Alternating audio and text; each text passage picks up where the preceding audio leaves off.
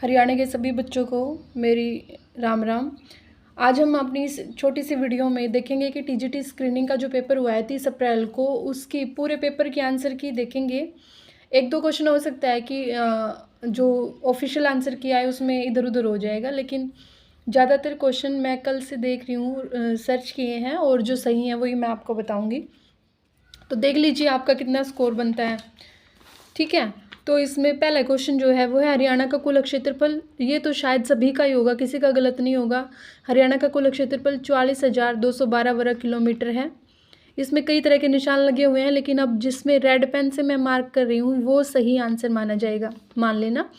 Pratapgarh farm पूछा है, कहाँ पर है, तो आप सभी जानते हैं झज्जर में है, ये सही उत्तर होगा। तीसरा प्रश्न है नाक में पहनने वाला एक आभूषण जिसे आमतौर पर छोटी नथ के नाम से जाना जाता है। देखो, अंगूठी नहीं पहनी जाती, कड़ी नहीं पहनी जाती। आरसी तो दर्पण को कहते हैं, शीशे को, तो बेसर बचा। उसके बाद हादिए हरियाणा के नाम से कौन प्रसिद्ध थे? शाह मोहम्मद रमजान जो है हादिए हरियाणा के नाम से प्रसिद्ध थे। हरियाणा में लागू किया गया अरावली पहाड़ियों की पुनर्वास योजना, ये जो निधिकरण है, निधिकरण मतलब इसमें पैसे कौन लगाता है, ये प्रश्न था। तो इसमें पूरी तरह से राज्य पैसे लगाता है, पूरी तरह से हरियाणा सरकार इसमें पैसे लगा रही है। ठीक है, इसके बाद अगला क्वेश्चन है कि हरियाणा में किसान मित्र क्लब योजना शुरू की गई है, तो वो किसके लिए की गई है? वो 2 एकड़ तक की भूमि स्वामित्व वाले, जिनके पास 2 एकड़ तक की भूमि है उनके लिए, और जो लघु और सीमांत किसान है उनके लिए ये योजना शुरू की गई थी। निम्नलिखित में से कौन सा जिला अंबाला मंडल के अंतर्गत नहीं आता? करनाल नहीं आता, क्योंकि करनाल अलग से मंडल है ना। फरीदाबाद और करनाल जो बाद में बने थे, ये तीनों जो हैं ये अंबाला मंडल में आते हैं। हरियाणा का जनसंख्या घनत्व 573 व्यक्ति प्रति वर्ग किलोमीटर है। अब इसमें सूची मिलान करना था कि कौन सा जिला कब बना। सोनीपत 1972 में बने थे सोनीपत और भिवानी। कुरुक्षेत्र 1973 में बना था। रेवाड़ी, कैथल और पानीपत 1989 में बने थे। नूह 2005 में बना था। तो पहला ऑप्शन इसका सही है। हरियाणा ही राज्य की राजधानी क्या बताने की ज़रूरत है? चंडीगढ़ है। उसके बाद है ये जो निशान दिया गया, संकेत दिया गया रोड सेफ्टी का, ये दाहिनी ओर बैंड हो रखा है, तो इसलिए दाहिना कैंची मोड़ है। DMVR vehicle act, Delhi motorised vehicle act आया था बेटा 1993 में, तो इसका ये सही है। उसके बाद वाहन चलाते समय किस उपकरण का प्रयोग नहीं करना चाहिए? तो आप सभी जानते हैं सेलफोन का प्रयोग नहीं करना। वाहन चलाते समय किसी आपातकाल में हाथ का प्रयोग हथियार के रूप में कर सकते हैं, सुरक्षा के रूप में, संकेत के रूप में। तो आप सभी जानते हैं जब कई बार जो है गाड़ी के कोई वो ठीक से काम नहीं कर रहे होते हैं तो हम हाथ से संकेत दे देते हैं, भाई आगे जाओ, पीछे जाओ, रुक जाओ, इस तरह से, तो संकेत के रूप में। सड़क के पास बच्चों का चिन्ह आसपास में क्या दिखाएगा कि भाई आसपास विद्यालय हो सकता है। उसके बाद इन्होंने पूछा है कि RT अधिनियम 2009 भारतीय संविधान के किस अनुच्छेद पर आधारित है? इसमें कुछ बच्चों को लगता है कि अनुच्छेद 21A और किसी को लगता है अनुच्छेद 45 है। मुझे पर्सनली अनुच्छेद 45 लगता है, क्योंकि नीति निर्देशक तत्व जो हैं 35 से 51, पहले उनमें बात की गई है कि अनुच्छेद जो 45 है उसमें बच्चों के लिए शिक्षा की व्यवस्था की गई है, शिक्षा की बात की गई है, उसी के आधार पर 21A आया। देखते हैं ऑफिशियल आंसर की क्या मानती है। मेरे हिसाब से ये सही है। तो एक शिक्षक के कर्तव्य कौन कौन से हैं? देखो, एक अच्छा टीचर है तो क्या करेगा, क्या क्या कर्तव्य होने चाहिए उसके? विद्यालय में जाने में नियमितता, भाई हर रोज़ स्कूल जाए, जाए, समय पर पाठ्यक्रम पूरा करवाए। ठीक है, प्रत्येक बच्चे की अधिगम क्षमता का आकलन करे कि कोई बच्चा किस हिसाब से सीखता है, तो तीनों ही सही हैं। संज्ञानात्मक के अनुसार शिक्षण विधियों को चुनने में प्राथमिक विचार क्या है? ये कुछ ऐसे प्रश्न है बेटा जो हम फाइनल तक भी जो है ये नहीं कह सकते कि ये सही है। ये ऑफिशियल आंसर की किसको मानती है उसमें तभी पता चलेगा। तो मेरे हिसाब से छात्र हित सबसे पहले आना चाहिए, बच्चों के हिसाब से ही हमें शिक्षण विधियाँ चुननी चाहिए। उसके बाद है NEP 2020 में जेंडर इंक्लूजन फंड क्या है? देखो, जेंडर से ही पता चल रहा है, जेंडर इंक्लूजन फंड है, जेंडर को इंक्लूड करना है, यानी कि लड़कियां जो नहीं पढ़ रही उनको शामिल करना, उनके लिए पूंजी, तो सभी लड़कियों के लिए पूंजी। एक डिग्री है जिस तक परीक्षण मापता है उसे क्या चाहिए? तो अब ये देखना पड़ेगा, इसमें वस्तुनिष्ठता को मानेंगे या वैधता को मानेंगे, ये ज़्यादा सही लग रहा है। ठीक है, उसके बाद NEP 2020 ने किसका स्थान लिया? देखिए, एक आई थी 1968 में, उसके बाद 1986 में आई, कुछ सुधार किए गए। तो आप ये बताओ कि जो पीछे वाली है उसका तो कोई रोल ही नहीं रहा ना, 1968 वाली का तो कोई रोल नहीं रहा। अब तो जो 1986 वाली है उसके स्थान पर ये राष्ट्रीय शिक्षा नीति आई है। तो ये होना चाहिए मेरे हिसाब से। पर्यवेक्षक होता है सुपरवाइज़र। बेटे सुपरवाइज़र वो मत समझना, मेरे हिसाब से जो है सुपरवाइज़र जो है ये नहीं है कि कक्षा का निरीक्षण किया और काम ख़त्म, है ना। सुपरवाइज़र देखो, सुपरवाइज़र जो आते थे क्या वो सिर्फ मतलब ऐसे स्ट्रिक्टली देख करके, याद करो अपने स्कूल में आते थे कई बार, या फिर अगर हम मनोविज्ञान की बात करें ना, तो कई बार ऐसा होता है कि एक ऐसा शिक्षण जिसमें एक अध्यापक जो है वो एक सुपरवाइज़र की भूमिका निभाता है, बस वो आदेश नहीं देता, वो मतलब एक जो बच्चे पर आधारित यानी कि जो विद्यार्थी पर आधारित जो शिक्षण होते हैं उनमें कई बार वो सुपरविज़न का काम करता है। मतलब ठीक है, देखता रहेगा और प्यार से बताता रहेगा कि ऐसे करना है, ऐसे करना है। तो मेरे हिसाब से मैत्रीपूर्ण सहायता प्रदान करना है, ये सुपरविज़न का काम है। कक्षा का निरीक्षण कर लिया, फ़ायदा क्या हुआ? कुछ भी नहीं हुआ। कक्षा निरीक्षण कर ली बस, और निर्देश देता है नहीं, वो तो इंस्ट्रक्टर होता है। विधि की आलोचना करना बिल्कुल नहीं है। एक ये अगला प्रश्न ये है कि प्रश्न पत्र में विभिन्न प्रकार के प्रश्न सेट बना देते हैं, जैसे ABCD बना देते हैं, तो उससे विश्वसनीयता बढ़ जाती है ना। उसके बाद है शिक्षण क्रियाओं की एक वो है सिस्टम है, डैश के अनुसार शिक्षण जो है क्रियाओं की एक प्रणाली है जिसका उद्देश्य अधिगम को उत्पन्न करना है। अब किसने कही है ये बात B.O. स्मिथ ने कही है बेटा। उसके बाद है भारतीय संविधान में कौन कौन सी सूची शिक्षा की है, आप सभी जानते हैं। वन शिक्षा आदि जो है ये 42वें संविधान संशोधन से इनको संवर्ती सूची में डाला गया था, शिक्षा वन जनसंख्या को। पहले ये संघ सूची में थे, ठीक है।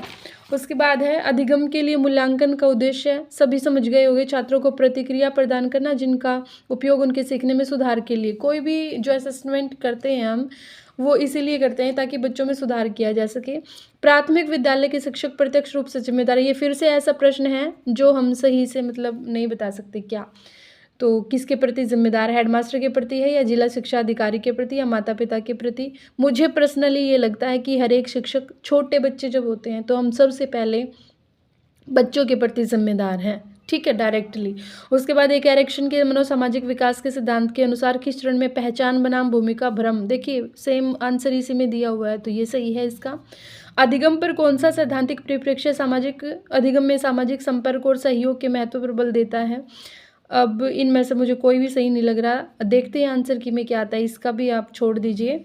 RTE के तहत राज्य में बाल अधिकार सुरक्षा निकाय होगा बेटा, SCPCR, ठीक है, state council for protection of children right, ठीक है, तो इसका ये सही है। उसके बाद नेक्स्ट है एक ऐसा क्षेत्र जो परिस्थितिकी तंत्रों के बीच में सीमा या संक्रमण के रूप में कार्य करता है, उसको इकोटोन बोलते हैं। निम्न में से कौन सा जैविक विधि के द्वारा वायु प्रदूषण को नियंत्रित करने का एक उदाहरण, जैविक विधि, ठीक है, जिसमें केमिकल वगैरह का यूज़ नहीं, इलेक्ट्रिसिटी का यूज़ नहीं। देखो ये भी नहीं हो सकता, इलेक्ट्रोस्टैटिक प्रेसिपिटर आया है। पेंट्स भी जो हैं वो पेंट भी उसमें जैविक नहीं होते, पेंट्स में केमिकल्स यूज होते हैं, ठीक है। गीला स्क्रबर तो होता है लेकिन गीला स्क्रबर कुछ नहीं होता। बायो रिएक्टर्स रह गए जो बायोलॉजिकल मेथड से कंट्रोल करेंगे पोल्यूशन को, तो इसका ये आंसर सही है। उल्टा बायोमास होता है जलीय पारिस्थितिकी तंत्र में। अधिकांश जलीय प्रणालियों में उर्वरक जोड़ने का मतलब उर्वरक ऐड कर दिए तो क्या होगा, फाइटोप्लैंक्टन जो पानी के पौधे हैं वो बढ़ जाएंगे और हाइप्रोक्सिक परिस्थितियों में वृद्धि हो जाएगी, ठीक है। इनमें से किसका अनेक बार पुनर्नवीनीकरण किया जा सकता है, तो एल्यूमिनियम इसका सही आंसर है। उसके बाद है बारिश का एसिड पत्थरों में कैल्शियम यौगिकों के साथ प्रतिक्रिया करके क्या बनाता है, जिप्सम बनाता है, सोडियम इसका पूरा नाम बताएंगे आप मुझे, जिप्सम बनाता है, बस मुझे ये बताया ना कैल्शियम कार्बोनेट बनाता है ना कैल्शियम हाइड्रोक्साइड बना, सोडियम सल्फेट बनाता है, सोडियम सल्फेट। पौधों में अमोनिया अक्सर नाइट्रेट में परिवर्तित हो जाता है, इससे पहले ये पौधे द्वारा उपयोग किया जा सके उस प्रक्रिया को क्या कहते हैं। पौधे अमोनिया अक्सर नाइट्रेट में बदल जाता है, अमोनिया को जो है ऐसे ही यूज़ नहीं कर पाते पौधे, तो एक नाइट्रीकरण प्रक्रिया होती है जिससे वो नाइट्रेट में बदले जाते हैं, तो उसको नाइट्रीकरण कहते हैं। कूड़े को नगर पालिका ठोस कूड़ा मानती है। बर्बाद खाना, लकड़ी के टुकड़े, प्लास्टिक के डिब्बे तो सारे ही हैं। जीवों का समूह जो प्रकाश ऊर्जा को खाद्य ऊर्जा में बदलता है, यानी कि जो फोटोसिंथेसिस करता है, तो वो होते हैं स्वपोषक, मतलब जो अपना खाना खुद ही बना लेते हैं। वायुमंडल के किस सतह में सबसे अधिक मौसम की घटनाएं होती हैं? क्षोभ मंडल में, जो सबसे निचली परत है हमारे वायुमंडल की, वहीं पर मौसम संबंधी ज़्यादातर जो है घटनाएं होती हैं। उसके बाद है कि भारत में अहमद शाह दुरानी के अतिक्रमण के फलस्वरूप पानीपत का तीसरा युद्ध आप सभी जानते हैं। पहला 1526, दूसरा 1556, 5 नवंबर 1556 और तीसरा 21 अप्रैल 1761 को हुआ था। कितने राज्य हरियाणा की सीमा को स्पर्श करते हैं? आप सभी को पता है 5 राज्य है, पंजाब, यूपी, यूके, उत्तराखंड और राजस्थान और पंजाब, हिमाचल। तो इस तरह से 5 राज्य जो है वो करते हैं। हरियाणा का अनुदैर्घ्य विस्तार क्या है? तो 74 डिग्री 27 से और 77 36 तक। पूर्वी देशांतर, यहाँ पर पजल हो गए थे कुछ, तो ये है। 20% एथेनॉल मिश्रण वाले E20 पेट्रोल की शुरुआत नरेंद्र मोदी जी ने करी थी। कहाँ से प्राप्त सिक्कों से पता चलता है कि प्राचीन काल में हिसार क्षेत्र में अग्र गणराज्य था? बरवाला और अग्रवाल दोनों ही हिसार में हैं, तो दोनों से ही पता चलता है। हरियाणा का सबसे उत्तरी जिला पंचकुला है।